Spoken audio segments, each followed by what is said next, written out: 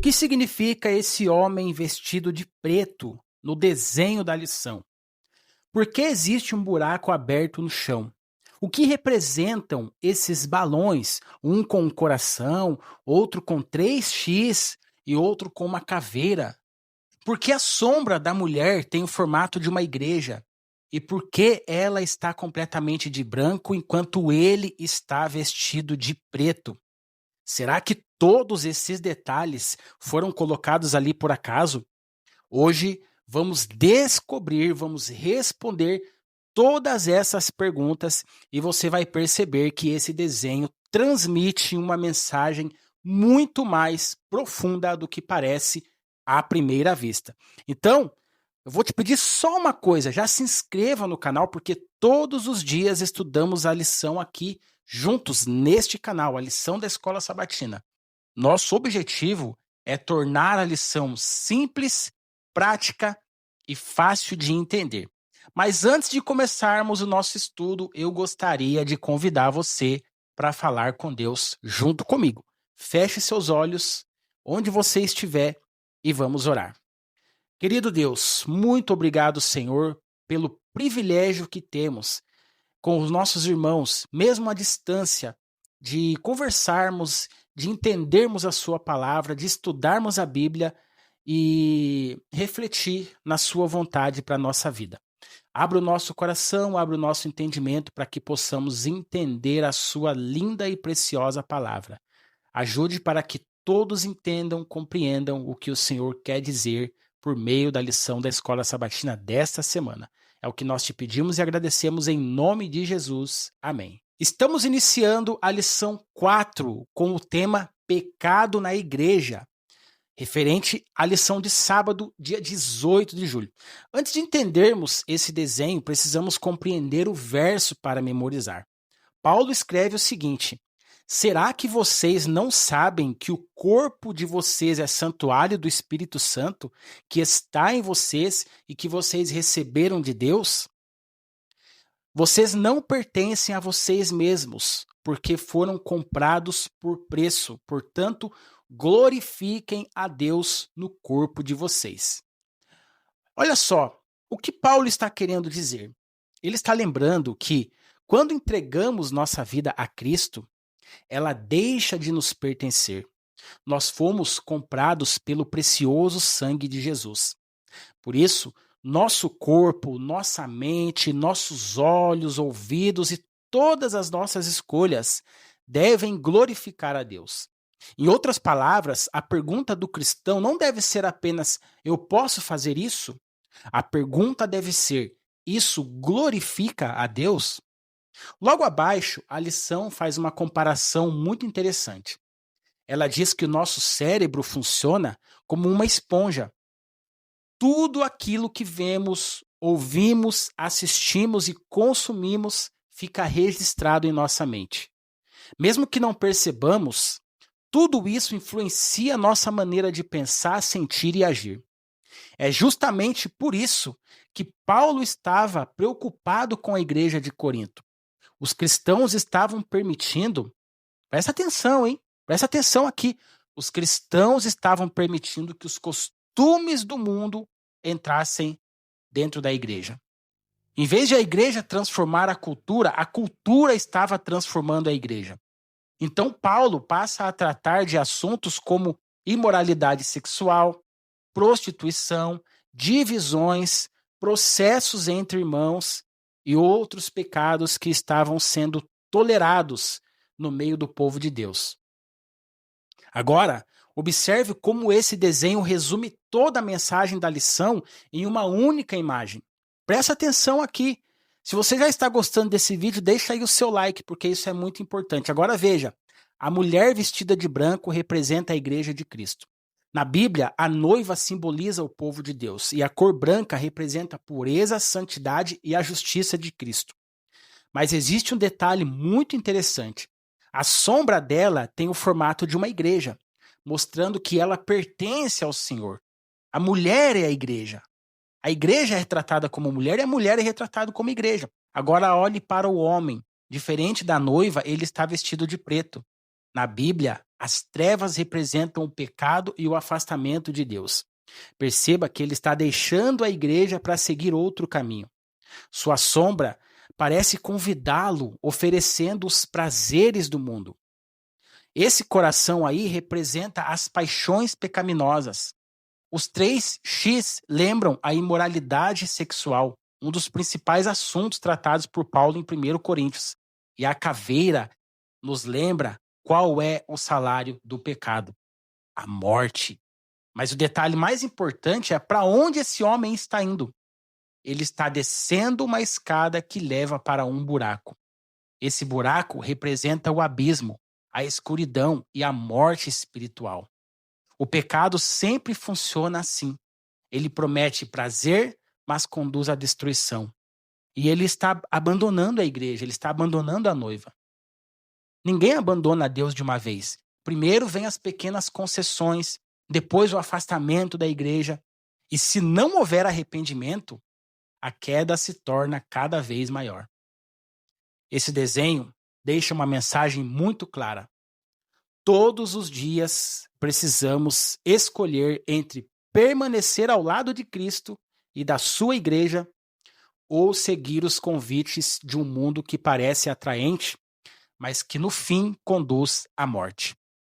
Que Deus nos ajude a permanecer fiéis até a volta de Jesus. Um pecado terrível estava acontecendo na igreja de Corinto. E o mais impressionante é que os coríntios não estavam envergonhados. Eles se orgulhavam disso. O enteado vivia com a própria madrasta. Um pecado tão grave que nem mesmo os pagãos aceitavam. É exatamente sobre isso que a lição de hoje vai falar. Queridos amigos, estamos na lição de domingo, dia 19 de julho, com o tema Incoerência entre fé e prática. Vamos anotar também as 3 principais frases desta lição e descobrir qual é o ponto central desse estudo. Então, já pegue aí o seu marca-texto e anote junto comigo. A primeira frase diz assim: pessoas são problemáticas. Logo, também podemos ler o Novo Testamento para descobrir como uma igreja não deve ser. As cartas de Paulo aos Coríntios são um bom ponto de partida. Essa frase nos ensina uma grande lição. Normalmente, quando estudamos a Bíblia, procuramos exemplos positivos para seguir. Mas Deus também permitiu que os erros da igreja de Corinto fossem registrados para que aprendêssemos com eles. A igreja de Corinto possuía muitos dons espirituais, mas ela enfrentava divisões, orgulho e pecados graves, pecados muito graves. Isso nos mostra que participar da igreja não significa automaticamente viver uma vida transformada. Todos nós precisamos permitir que Cristo transforme diariamente o nosso coração. Marque essa primeira frase, anote aí na sua lição, porque ela nos lembra que também aprendemos observando aquilo que a igreja não deve fazer.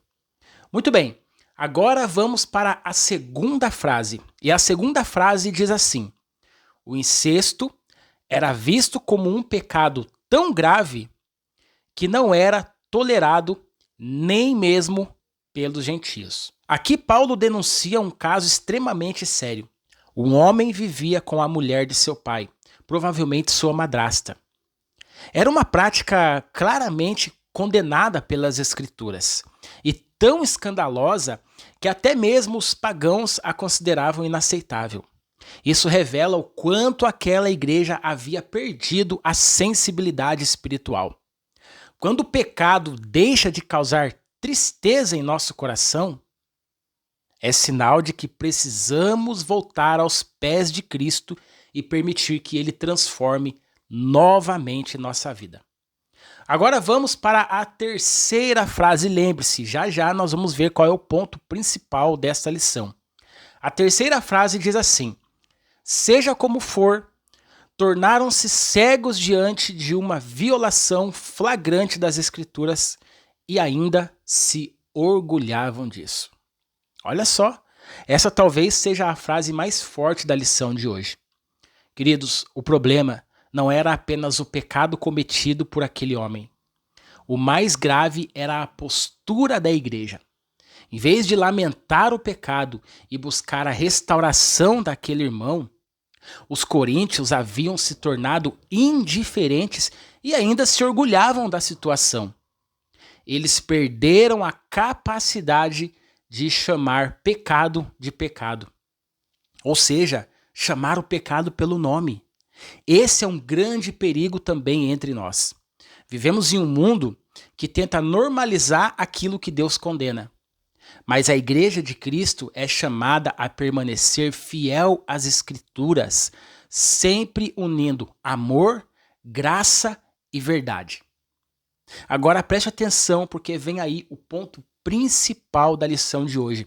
Encontre um espacinho aí na sua lição e anote isso. O ponto principal é o seguinte: o pecado nunca deve ser tratado com orgulho ou indiferença.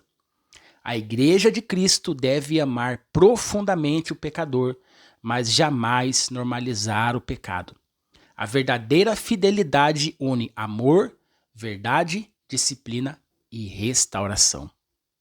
Que Deus nos ajude a nunca perder a sensibilidade diante do pecado, mas também a nunca perder o amor pelas pessoas. Que sejamos uma igreja que permanece fiel à palavra de Deus, que trabalhe para restaurar aqueles que desejam voltar para Cristo. Lidar com pecados sexuais na igreja não é fácil. E é sobre isso que nós vamos aprender hoje. Vamos falar sobre disciplina eclesiástica nestes casos. Nós estamos na lição, queridos, de segunda-feira, dia 20 de julho, com o tema Lidando com Escândalos.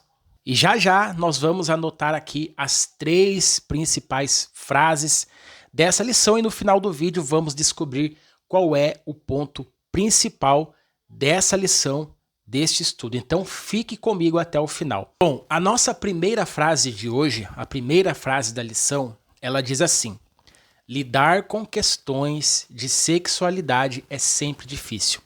Foi assim para Paulo e é para nós também. Preste atenção nisso aqui, anote essa frase aí na sua lição, porque essa frase, ela reconhece uma realidade. Falar sobre pecados ligados à sexualidade nunca é simples. São assuntos delicados que envolvem pessoas, famílias e sentimentos. Paulo também enfrentou essa dificuldade na igreja de Corinto. No entanto, ele não ignorou o problema e nem fingiu que nada estava acontecendo. Muito pelo contrário, ele tratou o assunto com firmeza, mas sempre pensando na restauração da pessoa. Essa também deve ser nossa postura e também deve ser a postura da igreja hoje. Não podemos fechar os olhos para o pecado, mas também não podemos tratar quem errou sem amor. Precisamos seguir o exemplo de Cristo, que é defender a verdade sem deixar de demonstrar misericórdia. Agora vamos para a segunda frase. A segunda frase desta lição diz assim: em 1 Coríntios, capítulo 5, Paulo deixou claro que escândalos sexuais exigem disciplina eclesiástica. Ele também disse que o homem incestuoso deveria ser removido, julgado, entregue a Satanás e expulso da igreja. Queridos, à primeira vista, essas palavras podem parecer muito duras, mas nós precisamos entender o contexto disso aqui. A lição explica isso muito bem. Aquele homem vivia abertamente em pecado e não demonstrava arrependimento. Além disso, a igreja não apenas tolerava aquela situação, como ela também se orgulhava dela. Foi por isso que Paulo orientou uma ação disciplinar. Inclusive, a resposta da pergunta número 2 resume muito bem esse ensinamento. E aqui na lição diz: Paulo ordena à igreja que a igreja discipline o infrator, removendo-o da comunhão. Essa disciplina não era uma demonstração de ódio ou rejeição. Não era isso. Era uma medida espiritual para proteger a igreja e despertar o pecador para a necessidade de arrependimento. Deus nunca disciplina por prazer. Ele disciplina porque ama. Agora vamos para a terceira frase da lição. A terceira frase da lição diz assim: a disciplina eclesiástica tem caráter restaurador. Visa levar o pecador a cair em si e abandonar o pecado, que provavelmente é o sentido de destruição da carne. Essa é uma das frases mais importantes da lição de hoje. O objetivo da disciplina nunca é destruir a pessoa, mas restaurá-la. A intenção é fazer com que ela reconheça o seu erro, abandone o pecado e volte para Deus. Tanto é verdade que muitos estudiosos entendem que o homem disciplinado em 1 Coríntios capítulo 5 seja o mesmo que mais tarde aparece arrependido em 2 Coríntios. Nesse momento, Paulo orienta a igreja a perdoá-lo e recebê-lo novamente em comunhão. Isso nos ensina que disciplina e restauração caminham juntas. A igreja deve corrigir quando necessário, mas também deve estar pronta para abraçar aquele que se arrepende sinceramente. E agora vem o ponto principal da lição. E qual é o ponto principal da lição de hoje? É o seguinte, marca aí. A disciplina eclesiástica não existe para condenar pessoas, mas para proteger a igreja, preservar a santidade do povo de Deus e conduzir o pecador ao arrependimento e à restauração. Verdade e amor nunca devem andar separados. Que Deus nos dê sabedoria para tratar assuntos difíceis com equilíbrio, fidelidade às Escrituras e um coração cheio da graça de Cristo. O maior perigo para uma igreja nem sempre vem de fora. Muitas vezes ele começa quando irmãos deixam de resolver seus conflitos à luz da palavra de Deus. E é sobre isso que nós vamos aprender hoje. Estamos na lição de terça-feira, dia 21 de julho, com o tema Protegendo a Identidade da Igreja. Daqui a pouquinho, já, nós vamos destacar as 3 principais frases dessa lição e no final do vídeo você vai descobrir, para anotar aí na sua lição, qual é o ponto principal desse estudo. Então fique comigo até o final. A lição de hoje continua a carta de Paulo aos Coríntios, mas agora tratando de um assunto muito importante. Como a igreja deve lidar com conflitos entre seus próprios membros sem perder sua identidade cristã. Paulo mostra que o testemunho da igreja diante do mundo também depende da maneira como ela resolve seus problemas internos. Vamos ver a nossa primeira frase, a primeira frase que destacamos aqui na lição. Anote aí na sua lição também, porque ela diz assim: o fato de 1 Coríntios capítulo 6, verso 1 a 11 estar inserido entre 2 passagens sobre imoralidade sexual pode sugerir que a questão de 1 Coríntios capítulo 6, verso 1 também envolvia esse tema. Essa frase nos ajuda a entender o contexto da passagem. Paulo não mudou de assunto por acaso. Logo depois de tratar de um caso grave de imoralidade sexual, ele passa a falar sobre disputas entre irmãos, levadas aos tribunais. Isso pode indicar que aqueles conflitos estavam relacionados ao mesmo contexto ou pelo menos faziam parte de um problema maior dentro da igreja de Corinto. A questão aqui é que Paulo estava preocupado com a santidade e a unidade da igreja. Agora vamos para a nossa segunda frase. Anote aí na sua lição. Ela diz o seguinte: alguns supõem que os litigantes de 1 Coríntios capítulo 6, verso 1 fossem o pai e o filho de 1 Coríntios capítulo 5, verso 1. Bom, a própria lição deixa claro que isso é apenas uma hipótese. A Bíblia não afirma quem eram essas pessoas. O mais importante não é descobrir a sua identidade, mas compreender o princípio ensinado por Paulo. Ele mostra que irmãos em Cristo devem buscar soluções guiadas pela sabedoria de Deus, preservando a comunhão e o bom testemunho da igreja. E agora vamos para a nossa terceira frase. A terceira frase desta lição diz assim: cristãos não devem lavar roupa suja em público, nem recorrer a meios seculares para julgar questões internas. Essa é uma frase muito importante. Paulo não está proibindo o uso da justiça em qualquer questão. Em outros textos da Bíblia, a autoridade civil é reconhecida e respeitada. O que ele condena é a atitude de irmãos que, por conflitos internos da igreja, recorriam aos tribunais sem sequer tentar resolver a questão de maneira cristã. A igreja, queridos, deve buscar diálogo, sabedoria, oração e justiça, sempre preservando o seu testemunho diante daqueles que ainda não conhecem o Evangelho. E sabe qual é o ponto principal da lição de hoje? Anote aí na sua lição. O ponto principal é: a identidade da igreja é preservada quando seus membros resolvem seus conflitos com maturidade espiritual, seguindo os princípios das Escrituras e refletindo o caráter de Cristo diante do mundo. Que Deus nos ajude a sermos instrumentos de paz, de unidade e de reconciliação dentro da igreja.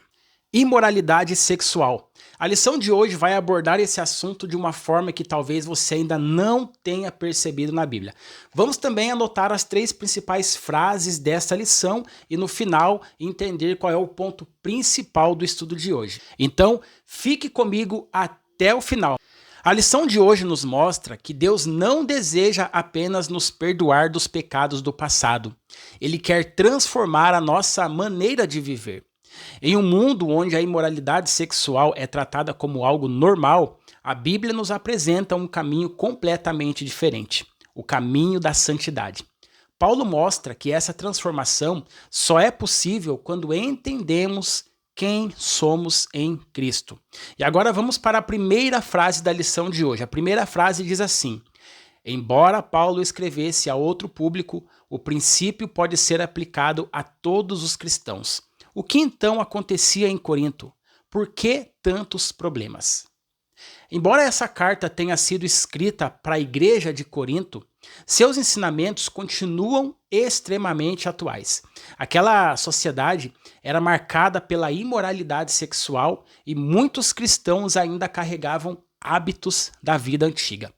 Paulo mostra que seguir a Cristo significa abandonar aquilo que desagrada a Deus.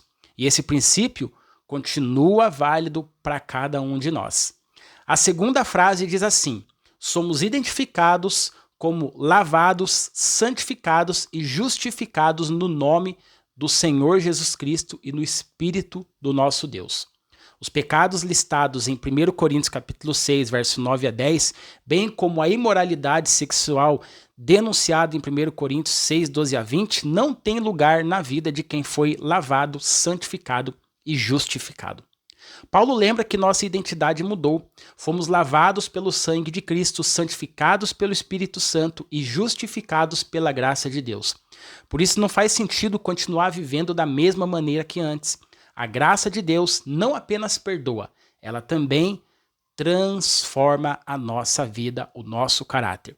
A terceira frase diz assim: nosso corpo é santuário do Espírito Santo. A única forma de viver com santidade e integridade nessa área é manter um relacionamento íntimo com Cristo por meio do Espírito Santo. Em outro texto, Paulo descreve essa experiência de ser templo do Espírito Santo como a atitude de apresentar o corpo como sacrifício vivo, santo e agradável a Deus.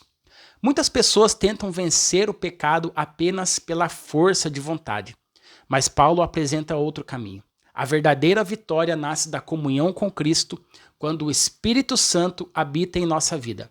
E quando isso acontece, ele transforma nossos pensamentos, fortalece nossas decisões e nos ajuda a viver em santidade.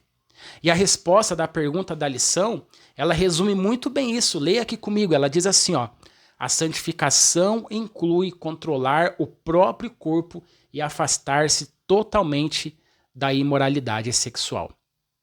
E agora vem o ponto principal da lição. Qual é o ponto principal da lição de hoje? O ponto principal é o seguinte, marca aí. O verdadeiro antídoto contra a imoralidade sexual não é apenas o esforço humano, mas uma vida transformada pela graça de Deus e conduzida diariamente pelo Espírito Santo.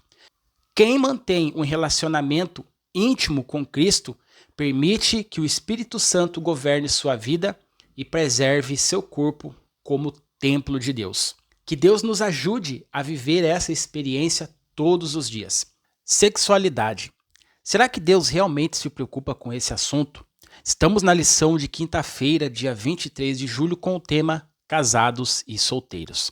E já vamos anotar aqui as 3 frases mais importantes da lição e no final descobrir qual é o ponto principal deste estudo. Então, fique comigo até o final. A lição continua tratando de um tema muito importante, a sexualidade. Mas agora Paulo amplia esse ensino, mostrando que Deus tem orientações tanto para quem é casado quanto para quem é solteiro. Em uma sociedade que banaliza esse assunto, a Bíblia apresenta princípios que protegem nossa vida, nossa família e o nosso relacionamento com Deus. Agora vamos para a nossa primeira frase. A primeira frase da lição de hoje, ela diz assim: a afirmação de Paulo de que o corpo é santuário do Espírito Santo aparece no contexto de uma advertência contra a imoralidade sexual. Olha que interessante isso, meus irmãos.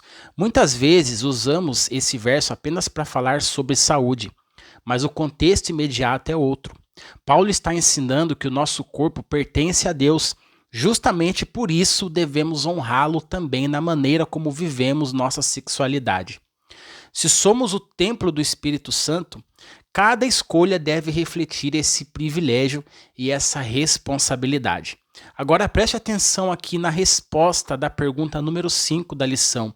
Devemos honrar a Deus com o corpo, usar a sexualidade dentro dos limites estabelecidos por Ele e evitar situações que nos levem ao pecado.